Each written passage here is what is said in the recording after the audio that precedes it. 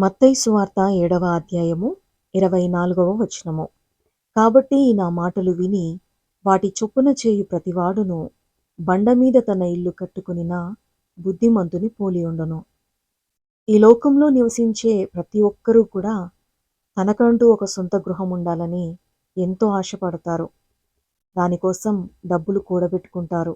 కొందరైతే లోన్ తీసుకొనైనా సరే ప్రతి నెల ఈఎంఐలు కట్టుకున్నా మంచిదే, కానీ సొంత ఇల్లు ఉండాలి మాకు అని ఎన్నో రకాలుగా తిప్పలు పడి మరీ సొంత ఇల్లు కట్టుకునే ప్రయత్నం చేస్తారు.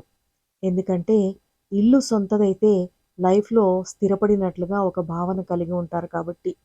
ఇల్లు కట్టుకోవడం అనేది ఒక యజ్ఞంలా సాగుతుంది.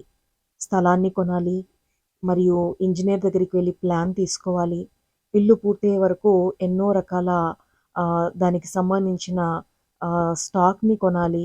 ఇంకా ఎన్నో జాగ్రత్తలు తీసుకోవాలి. ఎంత ఖర్చయినా పర్లేదు కానీ ఇల్లు మాత్రం చాలా స్ట్రాంగ్‌గా ఉండాలని, చాలా అందంగా ఉండాలని ఆశపడుతూ ఉంటారు. ఇల్లు కట్టిన తర్వాత కూడా కుంగకుండా ఉండటానికి ముందుగా మనం ఏం చేస్తాము? పునాది బలంగా ఉండేలా చూస్తాము. పునాది చాలా గట్టిపడ్డ తర్వాత మనము పైకప్పును వేసి, ఆ తరువాత గోడలు అమర్చుకొని చక్కగా ఇంటిని నిర్మించుకుంటాము. నేల గట్టిగా లేకపోతే ఇల్లు నిలబడదు. ఈ భూమి మీద మన ఇల్లు ఎంత గట్టిగా ఉన్నా, ఎంత స్ట్రాంగ్‌గా కట్టుకున్నా, ఒకవేళ భూకంపం వస్తే ఏం జరుగుతుంది? కుప్ప కూలిపోతుంది. అయితే అలా కూలిపోయే తాత్కాలికమైన ఇంటి విషయంలో మనం ఎంతో శ్రద్ధ తీసుకున్నప్పుడు, మరి దేవుని ఆలయమై ఉన్న మన దేహము గురించి, దేవుని ఆత్మ నివసించే మన శరీర విషయంలో ఎందుకు అంత జాగ్రత్త తీసుకోలేకపోతున్నాము? సరైన అవగాహన లేకనే. బుద్ధిహీనులు తమ శరీరాల్ని ఈ లోకానికి అప్పగించి వారి జీవితాలను ఇసుకలో కూరుకొని పోయేలా చేసుకుంటారు. వారు దేవుని మాట వినరు, ఆయన మార్గంలో నడవరు. అందుకే వాన వచ్చినా, వరదలు వచ్చినా, అలాంటి కష్టాలు, బాధలు వచ్చినా వారి జీవితాలు స్థిరంగా నిలబడలేవు. దేవుని వాక్యమనే బండ మీద తమ జీవితాన్ని కట్టుకునేవారు బుద్ధిమంతుని పోలి ఉంటారు. వారు తమ జీవితంలో ఎదురయ్యే ఎంతటి కష్టాన్నైనా ఎదుర్కొని చాలా స్ట్రాంగ్‌గా నిలబడతారు. దేవుని మాట విని దాని ప్రకారం చేసే వాళ్ళ గురించి యేసు ప్రభువు ఈ మాటలు చెప్పాడు. లూకా సువార్త 6వ అధ్యాయం 46 నుండి 48 వచనాల వరకు చూస్తే, ప్రభువా ప్రభువా అని నన్ను పిలుచుటేందుకు? నా యొద్దకు వచ్చి నా మాటలు విని వాటి చొప్పున చేయు ప్రతివాడును ఇల్లు కట్టవలనని ఉండి లోతుగా త్రవ్వి బండ మీద పునాది వేసిన వాని పోలి ఉండును అని మనం చదువుతాము. బండ మీద పునాది వేయడం అంటే దేవుని మాటలు విని దాని ప్రకారము చేయడమని యేసు ప్రభువు చెప్పాడు.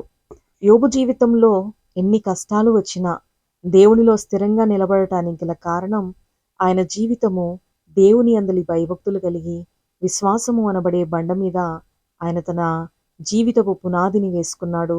తన ఆత్మీయ జీవితాన్ని కట్టుకున్నాడు. అందుకే ఆయన జీవితం కూలిపోలేదు. భార్య మరణించు, దేవుని నిందించి అని చాలా విసుక్కొని ఆయనను తృణీకరించినప్పటికీ, తన బిడ్డలు, తన ఆస్తి, తన పశువులు అన్నిటినీ యోబు కోల్పోయినప్పటికీ యెహోవా ఇచ్చెను, యెహోవా తీసుకొనెనని చెప్పాడే తప్ప దేవుణ్ణి నిందించే సాహసం ఆయన చేయలేదు. ఎందుకంటే దేవుణ్ణి ఎంతగానో ప్రేమించాడు, ఎంతగానో నమ్మాడు. దేవునిలో విశ్వాసం కలిగి ఉన్నాడు యోబు. అందుకే యోబు జీవితము ఎన్ని కష్టాలొచ్చినా కూలిపోలేదు. జీవితంలో మనకెదురయ్యే అనేక సమస్యలను తట్టుకొని నిలబడగలిగే శక్తిని, ధైర్యాన్ని ఇవ్వగలిగే దేవుని వాక్యాన్ని లోతైన పునాదిగా మనము కూడా వేసుకుంటే మన ఆత్మీయ జీవితం చాలా గట్టిగా ఉంటుంది, స్ట్రాంగ్‌గా ఉంటుంది, స్థిరంగా ఉంటుంది. అదేవిధంగా భౌతికంగా కూడా మన జీవితాన్ని మనము స్థిరపరుచుకోవచ్చు. కొలస్సీలకు రాసిన పత్రిక 1వ అధ్యాయం 23వ వచనంలో, పునాది మీద కట్టబడిన వారై స్థిరముగా ఉండి మీరు విన్నట్టియు సమస్త సృష్టికి ప్రకటింపబడినట్టియు ఈ సువార్త వలన కలుగు నిరీక్షణ నుండి తొలగిపోక విశ్వాసమునందు నిలిచియుండిన ఎడల అని చూస్తాము. దేవుణ్ణి నమ్మిన అనేక మంది వారికి కష్టాలు ఎదురైనప్పుడు అవి వెంటనే తొలగిపోతే దేవుణ్ణి కొనియాడుతూ ఉంటారు. ఒకవేళ అవి తొలగిపోకపోతే దేవుణ్ణి నిందిస్తూ ఉంటారు. మేము ఇంత భక్తిగా ఉంటే మాకెందుకు కష్టాలొస్తున్నాయి అని దేవుణ్ణి వదిలేస్తారు. వారి భక్తి వాక్యము మీద కట్టబడక కేవలము ఆచారబద్ధమైన భక్తిని వారు కలిగి ఉండడం వలననే ఎలాంటి కష్టం వచ్చినా కూడా తట్టుకోలేక, దేవునిలో నిలబడలేక, దేవుని నిందించి వదిలేసే స్థితిలో ఉన్నారు నేటి క్రైస్తవులు. కాబట్టి ఈ లోకంలో మనకు ఎదురయ్యే శ్రమల యందు పడిపోకుండా స్థిరంగా ఉండాలి అంటే వాక్యమైన క్రీస్తు అనబడే బండ మీద వాక్యం అనే పునాది వేసుకొని జీవితం అనే మన ఇంటిని కట్టుకోవాలి. వాక్యం అయ్యున్న క్రీస్తుని బండ మీద మన జీవితం అనే ఇల్లు కట్టుకోవడానికి మనము సిద్ధపడదామా? ప్రార్థన. ప్రియమైన పరలోక తండ్రి, ఈ లోకంలో మేము జీవించినంత కాలము లోకమనే ఇసుక మీద కాకుండా వాక్యమనే బండ మీద మా ఆత్మీయ జీవితపు పునాదులు వేసుకునేలా మాకు సహాయమును అనుగ్రహించండి. గాలి వచ్చినా, వాన వచ్చినా, వరదలు వచ్చినా, గాలి విసిరి ఆ ఇంటి మీద కొట్టినా అది పడలేదు, దాని పాటు గొప్పది అని చెప్పిన దేవా, బండ మీద మా ఇంటిని కట్టుకున్న బుద్ధిమంతుల వలె మమ్మల్ని మా జీవితాన్ని స్థిరపరచమని ప్రార్థిస్తున్నాను.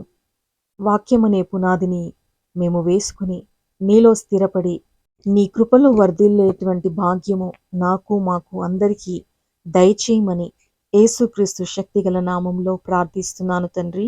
ఆమేన్.